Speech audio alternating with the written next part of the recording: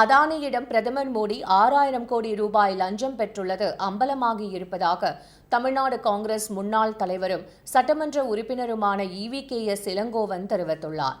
Tamil Nadu Congress committee முன்னாள் தலைவர் ப. ராமச்சந்திரனின் 23வது ஆண்டு நினைவு நாளையொட்டி சென்னை சத்தியமூர்த்தி பவனில் அலங்கரித்து வைக்கப்பட்டிருந்த அவரது உருவப்படத்திற்கு தமிழ்நாடு காங்கிரஸ் கமிட்டி முன்னாள் தலைவரும் சட்டமன்ற உறுப்பினருமான EVKS இளங்கோவன் மலர்தூவி மரியாதை செலுத்தினார்.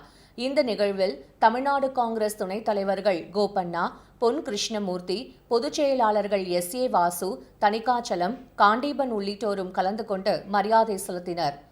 இதையடுத்து செய்தியாளர்களிடம் பேசிய EVKS இளங்கோவன், தேர்தல் அறிவித்ததிலிருந்து பிரதமர் மோடி உளறி வருவதாகவும் அவரது பேச்சுகள் மக்களிடம் எடுபடாது எனவும் கூறினார்.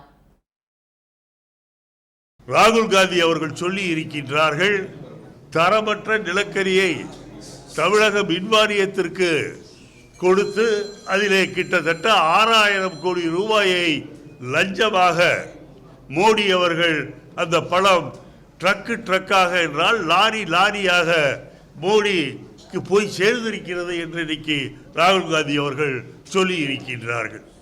எதற்காக இதை சொல்கின்றேன் என்றால், லாரியாக பணம் காங்கிரசுக்கு போய்விட்டது, ராகுல் காந்திக்கு போய்விட்டது என்று சொல்கின்றவர் இன்றைக்கு 6000 கோடி என்ற அந்த லஞ்ச கணக்கிலே இன்றைக்கு மாட்டி இருக்கின்றார்.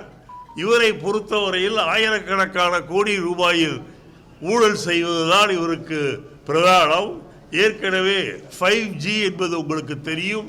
அதிலே கொள்ளையடித்த பணம் 5 லட்சம் கோடிக்கு மேல் என்று சொல்கின்றார்கள். இப்படி லாரி மட்டுமல்ல, ஒரு கூட்ஸ் ட்ரெயினையே இவருக்கு ஸ்பெஷல் ட்ரெயினாக பணத்தை அனுப்ப வேண்டும் போல் இருக்கின்றது.